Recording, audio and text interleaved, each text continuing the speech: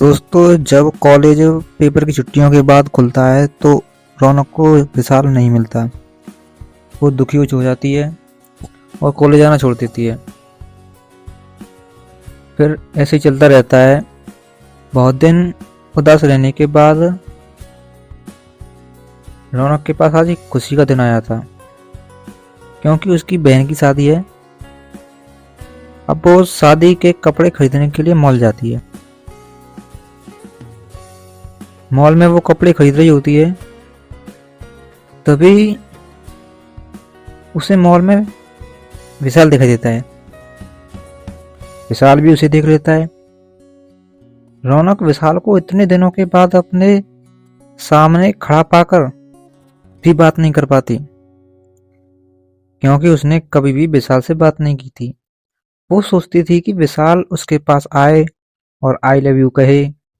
विशाल रौनक को देखकर रौनक के पास आता है और रौनक से कहता है,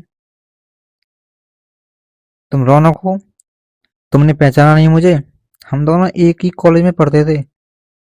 रौनक यह देखकर कि विशाल उससे बात कर रहा है, नर्वस सी हो जाती है। विशाल उससे कहता है, क्या तुम्हें बिल्कुल भी याद नहीं है? तभी रौनक अपनी सुध में आकर कह देती है, हाँ हाँ, पहचान लिया मैंने तुम्हें। तभी रौनक उससे पूछती है कि तुम तो सिंगापुर में जॉब कर रहे थे, फिर यहाँ कैसे? तभी विशाल कहता है, रौनक जी, मैं सिंगापुर में ही था। मेरे मालिक ने मुझे मेरे काम से खुश होकर इंडिया में इस मॉल का मैनेजर बना दिया है। तभी रौनक विशाल से पूछती है कि तुम अब यहीं रहते हो? विशाल कहता है, जी हाँ, मैं जीटी रोड गली नंबर 3 में रहता हूँ। तभी रौनक कहती है, फिर तो आप मेरे पड़ोसी हुए। विशाल कहता है, वो कैसे? रौनक कहती है, तुम जिस गली में रहते हो उसी गली में मैं भी रहती हूँ। विशाल रौनक से कहता है, अब हम दोस्त बन सकते हैं, आओ मिलाओ दोस्ती का हाथ। दोस्तों, लेकिन रौनक के मन में तो और कुछ ही चल रहा था। वो सोच रही थी, हाथ भी नहीं मिलाना मुझे, मुझे तो आपके गले लगना है। लेकिन रौनक हाथ मिला ही लेती है। अगले दिन विशाल सुबह सुबह रोड पर टहलने जाता है। टहलते टहलते उसे रौनक दिख जाती है। दोस्तों, रौनक भी टहलने के लिए आई थी। विशाल रौनक को हाय बोलता है। वो पूछता है, क्या तुम डेली टहलने के लिए आती हो? रौनक कहती है, हाँ। विशाल रौनक से कहता है, हम दोस्त हैं, तो हम कल से एक साथ टहलने के लिए आएंगे। क्या तुम मेरी बात से सहमत हो? दोस्तों, रौनक हाँ कह देती है और अगले दिन दोनों एक साथ वॉक पर आने लगते हैं।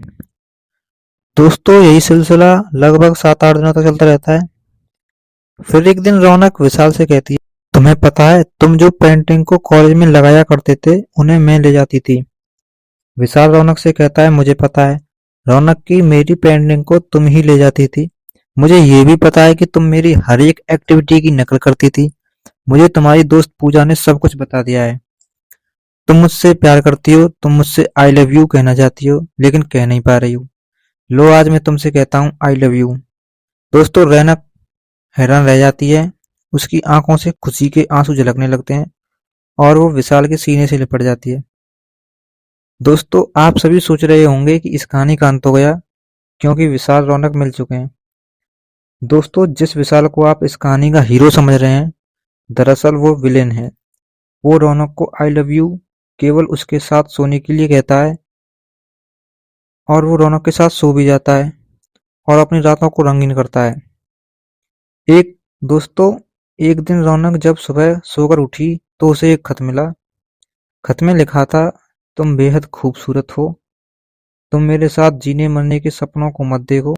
मैं तुम जैसी सैकड़ों लड़कियों के साथ सोया हूँ। Good morning, bye bye. दोस्तों, रौनक खत पढ़कर पागल सी हो जाती है। उसे कुछ भी दिखाई नहीं देता, उसे कुछ भी सुनाई नहीं देता। वो पंखे से लटक कर सुसाइड कर लेती है। दोस्तों, कहते हैं ना, एक तरफा प्यार हमेशा सच्चा होता है। Love at first sight.